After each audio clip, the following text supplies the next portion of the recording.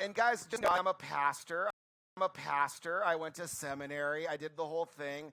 But I didn't go the route that most pastors go. Now, here's usually how most pastors go.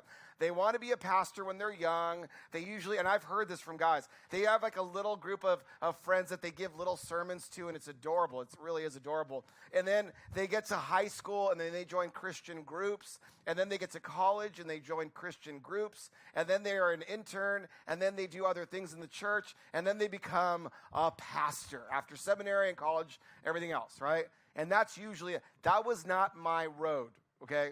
And it was boring. And then in high school, I definitely did not go to church. I did a lot of other things that were not church related. And then in college, I definitely didn't join any church groups. As many of you know, I was in a fraternity, and in the summer, I was a bartender at the swimming pool bar at the Newport Beach Marriott and Country Club. Right? I actually stole the uniform, as you can see. I still have it. But I was doing that. That's what I was doing. I was bartending at a swimming pool bar at the Newport Beach Marriott, and that's how I was making some extra cash that summer. And you see a lot of and there was Jack. I don't know them, Daniels, and so he would come down. He would stay at the Marriott for like a month. Schools. But Jack would come down to the bar and then hang out at the bar all day long and just drink all day long. His wife would come out and lay out, and they wouldn't. I gotta go back upstairs. I gotta go. I'm thinking, dude, you have.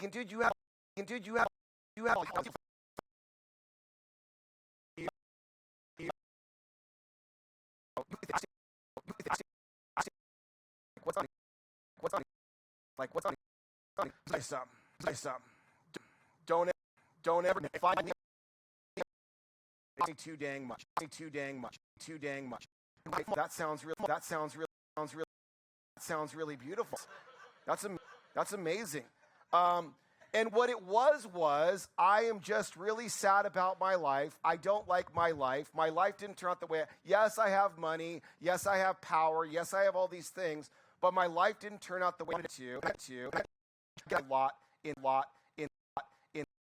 in life. And a lot of us really think that way. I guess this is just what God's got for me. I guess I'm always going to be single. I guess I'm always whatever that is. I guess just my lot in life. And the thing we're disappointed with is not new. It's just our lot in life.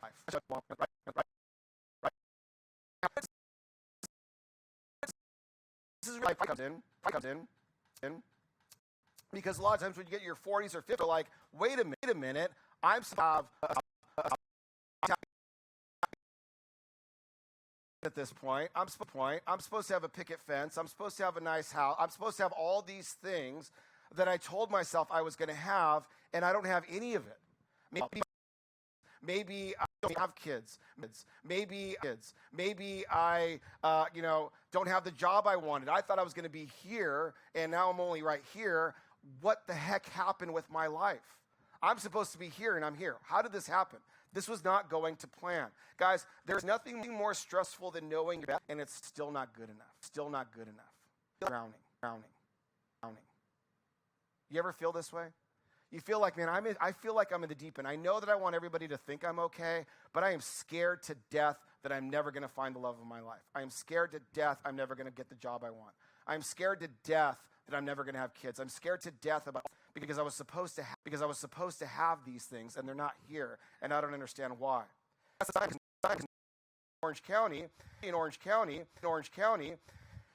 you grow up and you think, okay, you're a kid, and you go, okay, here's my plan. My plan for life is this. I'm going to play Little League, and then I'm going to go to high school, and then I'm going to play some sports in high school, and then I'm going to go to college, and I'm going to meet the love of my life. And if you're a guy, you're like, she'll be Miss America, and if you're a girl, she'll be Ryan Gosling, and I'll meet these people, and it'll be no problem, it'll be great, and then I'll get the job that I wanted, and we'll get the house that I wanted, and I love where my parents live, so I'll buy one of these houses, and that's the American dream, and that's guys,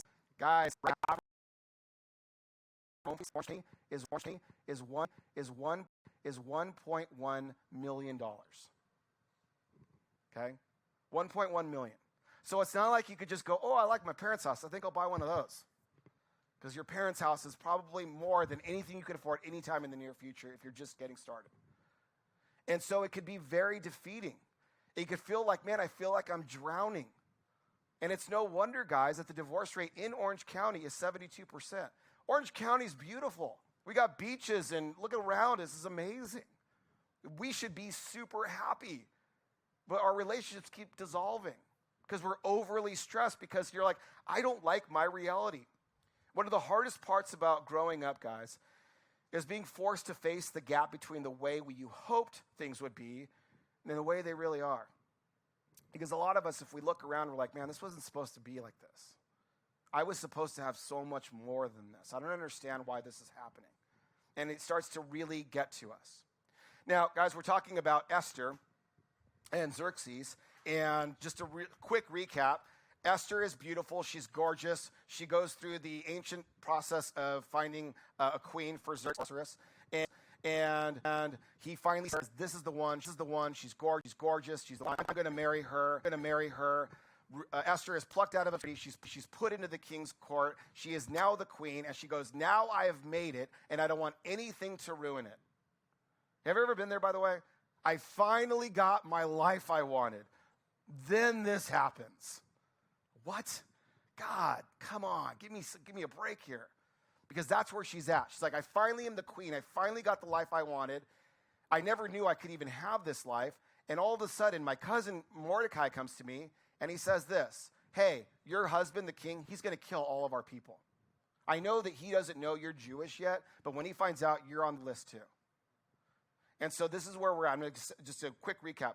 Esther 3:13 says, letters were sent by the runners to all the king's provinces stating that they should destroy, kill, and annihilate all the Jews from youth to elderly, both women and children, on a particular day, namely the 13th day of the 12th month. That is the month of Adar, and to loot and plunder their possessions. So she's going, man, why? I finally got a break. You ever feel that? I finally got a break. And then this happens. This is the worst timing ever. And Mordecai's like, you're gonna, whether you like it or not, you're going to have to face this reality. And he says this to her in Esther 4:13. He said, take this answer back to Esther. Don't imagine that because you are part of the king's household, you will be the one Jew who will escape. If you keep quiet at this time, liberation and protection for the Jews will appear from another source.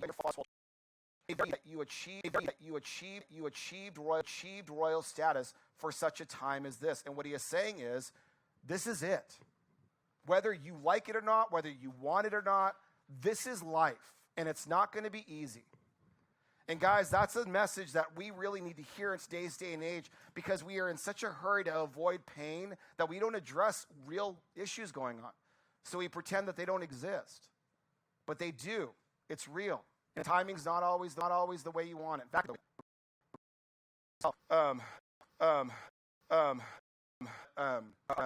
our mother was our hero growing up. Of course, we had a great dad. He was funny and everything, but our mom was always encouraging us to strive to know who God was in our lives, and they both did. But my mom really was a major evangelist. She would do ministry from anywhere. I get the call to be a counselor, and I just finished my seminary, and she gets diagnosed. Not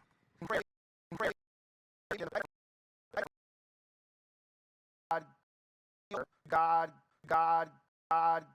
heal her enough so she could at least see one service. My prayers kept going like, just give me this. And it was the worst timing. And she never got to see a service. She never got to see that. It was something that I had to really wrestle with God and say, why couldn't it just happen this way?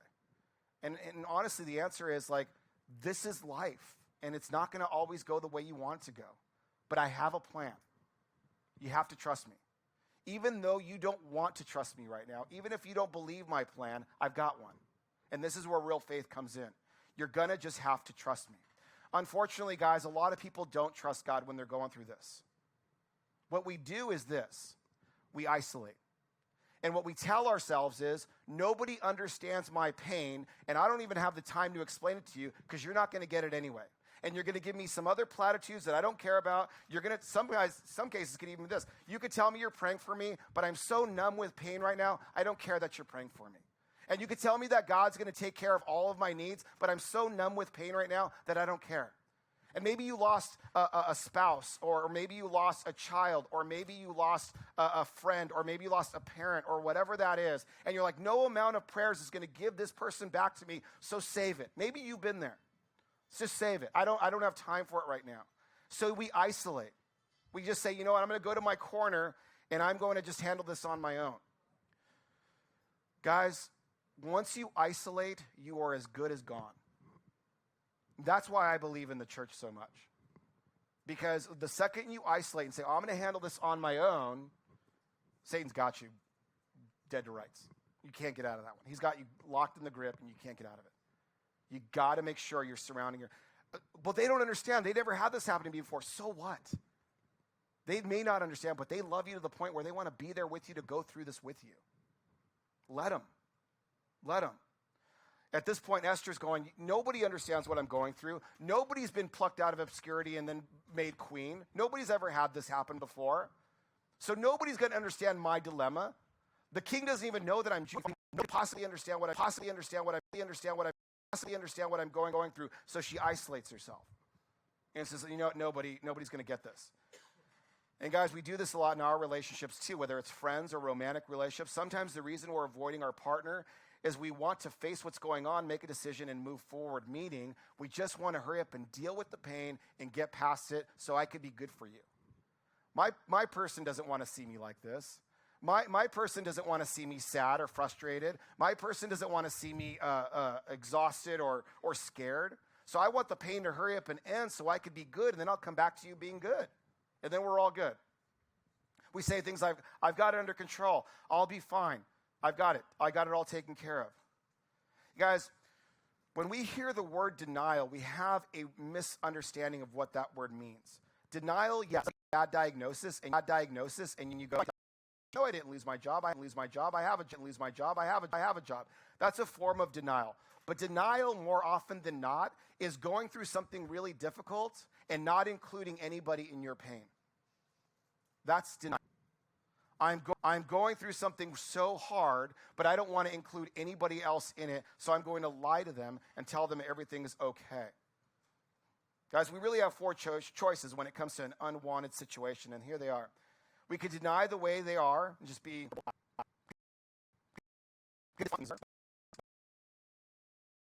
from the way things are, self from the way things are, and you can't change things. This is what Mordecai is doing to his cousin Esther. Whether you want to or not, this is going down. Guys, calls with a former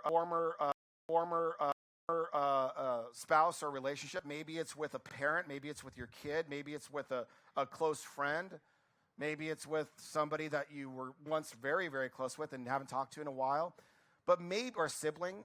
But you're going to have these talks, guys. Because what we want to think is that they're magically going to go away if I just ignore them long enough. There's an old adage, heals all wounds. What heals wounds is getting it out. There and letting it come out. Otherwise, you got that stuff still stuck in you. And you're going to carry it around everywhere. Guys, we are feeling like we can't because it doesn't feel very safe. Because we actually guarantee our desired outcome, which is almost always impossible. In other words, I don't mind being vulnerable, just guarantee me I won't get hurt. I can't do that. I can't. And here's how you know that they want this outcome. Has anybody ever approached you with this? Don't be mad, but You ever had, I promise I'm not going to be mad. I'm not going to be mad. I don't know. Don't be mad, but I know you always say I don't pay attention when I'm driving, but I took your car and I parked really bad in the garage and I took a chunk out of the garage and I dented the front of your car, which actually happened with Melanie and I, by the way. But don't be mad. But don't be mad. It's okay, right? You can't guarantee the outcome of that, guys. You can't. Guys, there is a term called radical acceptance. Maybe you've heard of it. Radical approval, meaning you're not going to always like you, but you can learn to accept it. So radical acceptance is not radical approval. It means you're able to look at the reality, accept that it's there, and then take steps to live within it. It's the idea of, I don't like this, but it's real. We're going to face it. And now face him out in the front, and there support Darren and his fight with ALS. If you don't know Darren yet, Darren is sitting in the back, and he has been here since before day one. Darren originally came to our church. He wanted to play bass. He'd been working on playing bass. He goes, no, not really. Don't have anybody for it. He goes, and he did it for many years. And he ended up doing tech. And Darren was ALS, and it is to the point where it could have zapped him from all of his joy. It did.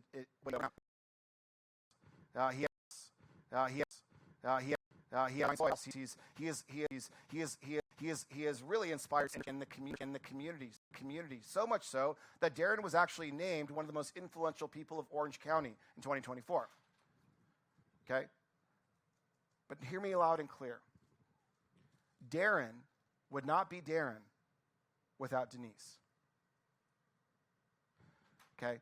Darren is able to be strong and face this head on because he had a partner who said, this is our new reality.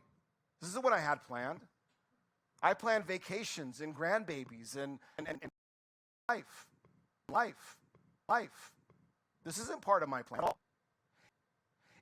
And she could have just huddled in and maybe watched church, not including, because nobody could see what we are going through right now, because you guys all seems like you all have great lives. So you're not going to get it. So I'm just going to stay here like this. She did not do that. She bravely took Darren by the hand and said, we are going to do this together. No, I don't want this. I hate this. But if this is our reality, then this is what I'm going to go face with you. And it was so beautiful. As we were singing worship, I actually saw her get up and start massaging his shoulders. Guys, that's a real show. And whether they knew that Darren was going to need Denise when they met. On the other hand, guys, I've seen this go down really. People go to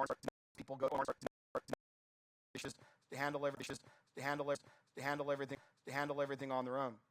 Guys, just because you don't like the way things are doesn't mean you don't have to deal with it. It just doesn't. And that's really where you do whether it's like I don't like my reality. I want to escape it, and it's never going to work. You know, guys, the people that I know that love me the most are the people that tell me, and the people that I love in our church family that I really know love me back are the ones who tell me, hey, this kind of sucks that we do it this way. I know it sounds like they're complaining, but what I love is they go, hey, but we could do it better like this. Like when we have no budget right now virtually at all. Because it's very expensive to move in this place. But so we didn't have anything for Christmas. And Exanne goes, I don't like our stage. It's boring. I was like, oh, okay, tell me how you really feel. She goes, I was like, I have no budget. So she goes on social media and asks, my church needs Christmas trees. And then we had her and her mom came and they decorated the stage. That's somebody who loves me and this church. That'll be honest with me and say, hey, we could do better at this.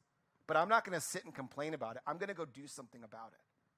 And that's how you know, listen, that's our new reality. That's what we're going to look at, and that's where we're going to keep going. And I love you enough to tell you the truth, but I'm also going to do something about it. In Romans 12:3, it says, "For by the grace given to me, I say to every one of you, not to think more highly of yourself than you ought to think, but to think with sober discernment as God has distributed each of you a measure of faith." What this means is, God, whatever it is your plan is for me today, help me to see it and follow you.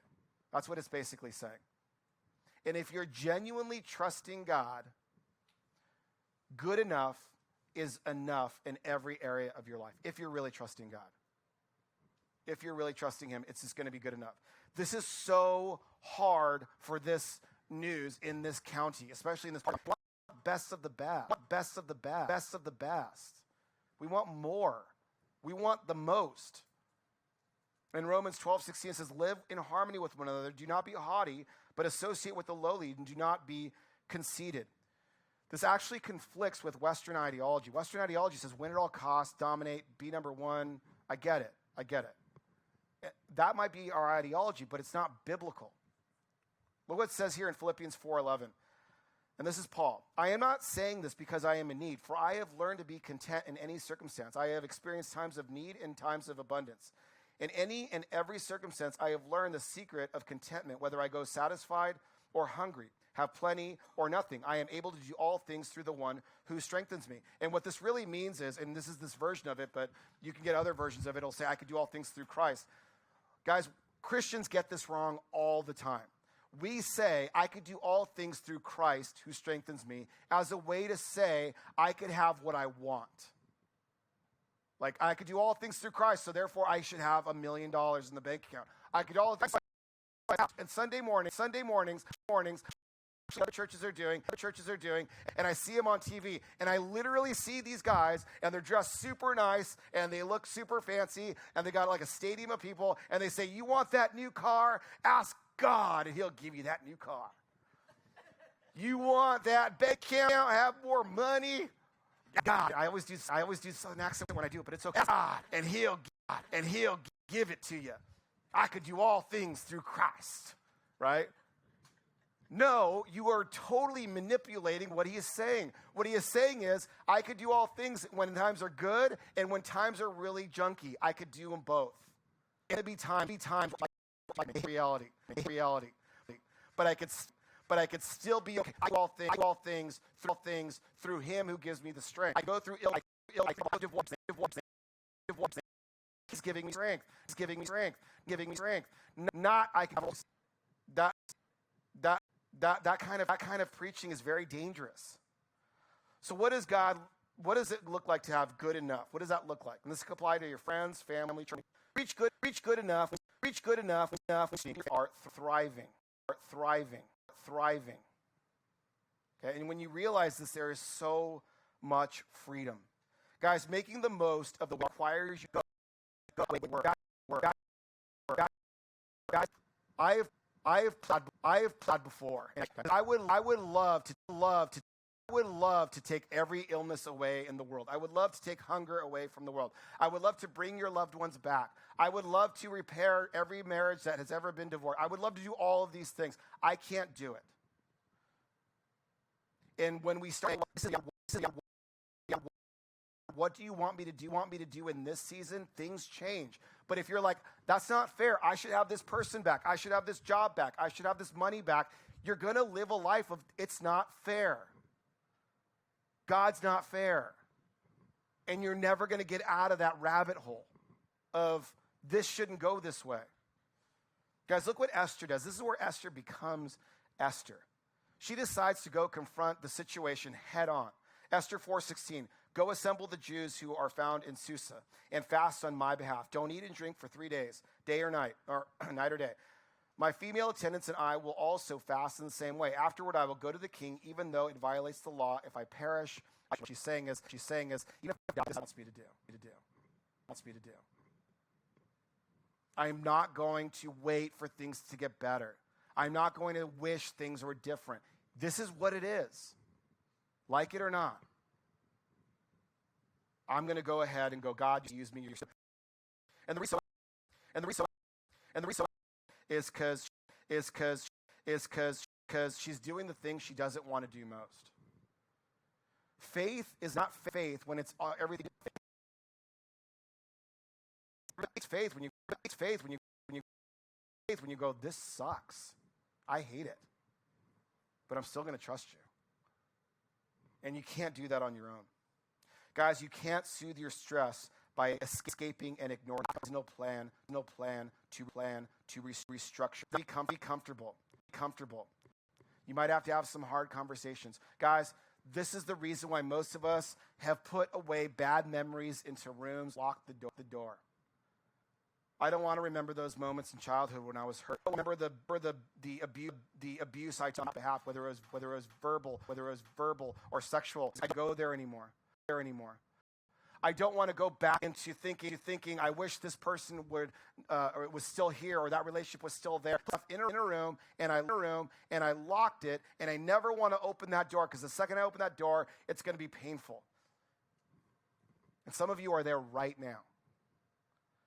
What I'm saying is, say, God, I don't want to open it, but you can.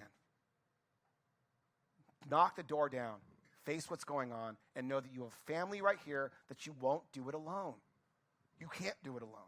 If you try, you're going to get eaten up. You've got to just say, this is my reality, and I'm going to face it head on, and I'm going to trust God in the process.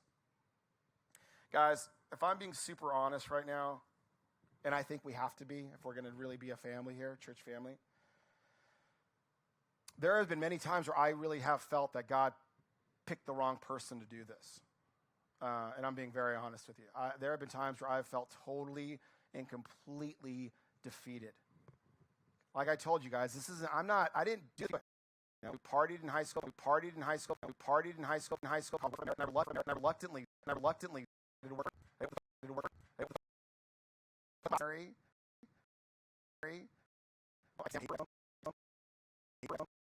You're not going to see what most pastors have is an impressive library. If you look at my office, I got more skateboards than books. I am not the typical type. I'm not dressed like one. How I talk, I don't have a very good filter. I don't always use it.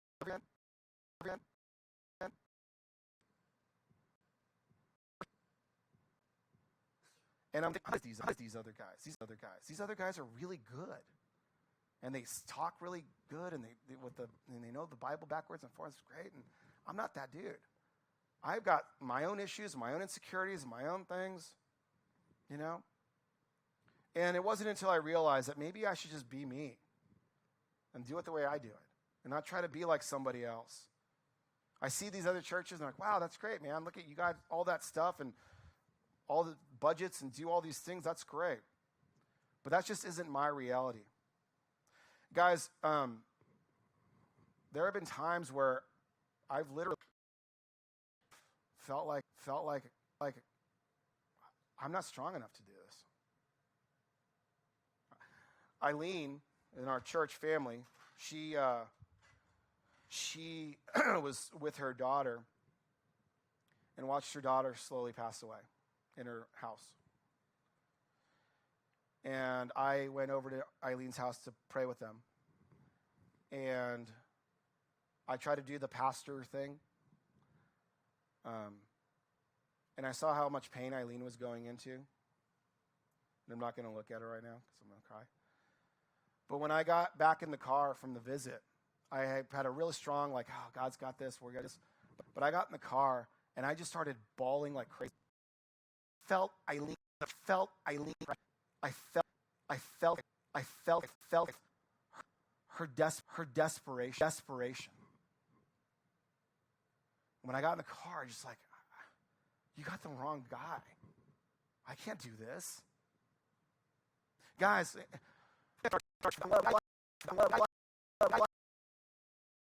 our family, I love you. And we were together, all sorts of things.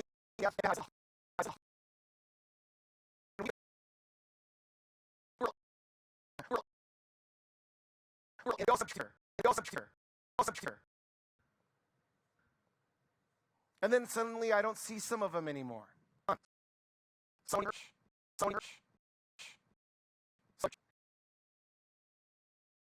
It hurts. It hurts. It hurts. It hurts. You're not names on a data sheet to me. You're members of our family, of my family. And so when I don't see you, it really hurts. I'm like, God, pick somebody where if they leave, who cares? Because I'm not that guy. I got off the phone with somebody who said, you know what, we know we've been there for years, but we're going to go ahead and go to another church and everything. I'm like, God bless you. Thank you for everything you've done. And I said all the right things. But when I hung up, I was in a fetal position on my bed just crying, mourning that. I'm like, God, I don't want to do this anymore. I love these people too much, and when I don't see them, it hurts too bad. And what I really got from God, and I was just listening to him. This is my reality, by the way. This is my reality. This is me being real with you. When I listened to him, I felt this overwhelming peace, like, I hope that I never lose that feeling. I hope that I always put myself out there to where if you leave, it will hurt. Because that means I actually care. That means I really do care. Guys, there are churches that look like they have it dialed in, but the sad part for me, and I'm being very honest, is that pastor has no idea if you're there or not. No clue. They have no idea other than if people are giving or not. And it bums me out that those people aren't experiencing that kind of relationship. So I'm always going to put myself out there. I'm always going to run a risk of you hurting me because I want this to be a real place, a real authentic family where we could actually do life together. That's what I want. That's my reality. So as long as we're coming clean, I don't like wearing pants. I hate rude people. I detest the San Francisco Giants as a Dodgers fan. And I hate paper straws. They're gross. As long as we're coming clean. Guys, I want to encourage you to get really real. If you're going through something right now, let's talk about it. We have prayer requests every week. Write them down. Let's pray for each other. Let's do this together. Guys, I cannot grow this church by myself. I cannot expand this ministry by myself. I was called to lead you. I was called to serve you, but I'm not doing it by myself. This is our responsibility for all of us to jump in. I can't give all by myself. I can't serve all by myself. And for in your relationships, guys, I want you to really look at something. Identify something you've avoided addressing and try the opposite of your impulse. Okay? The impulse is to not say anything, to avoid it. Guys, start getting real. This is a church where you could be real. We want real, authentic relationships, guys. So if I don't know you, my office is right here. I want to get to know you. If you're going through something, come talk to me. Let's go through it together. But I want us to build something real, where when somebody walks in here, they're going to know, listen, I've either studied the Bible my whole life, or I'm coming off of a terrible hangover, or I've never experienced a church in my life, or whatever. Whoever comes through those doors could feel like, hey, you're welcome here. We want to be real together, and we're going to grow something real together. But it has to require us to look at our reality and be honest with where we're at. And guys, I need you. This church needs you. We need to do this together. That's my reality. And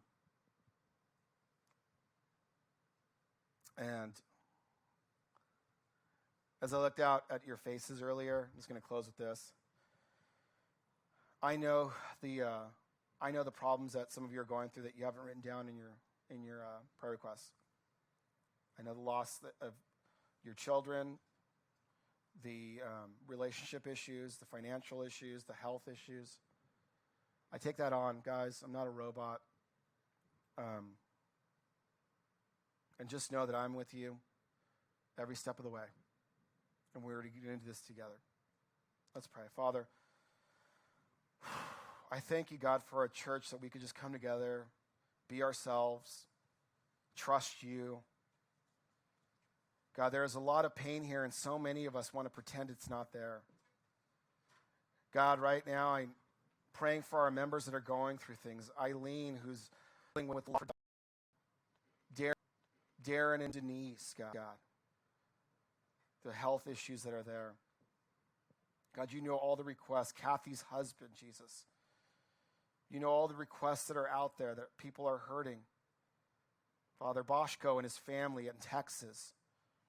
We pray for them as they are facing uncertain issues there. Father, this is a family that we want to be together and grow together. And we give this church to you, God, and help us to never, ever, ever stop being who we are. Because who we are is good enough. Because you are so great.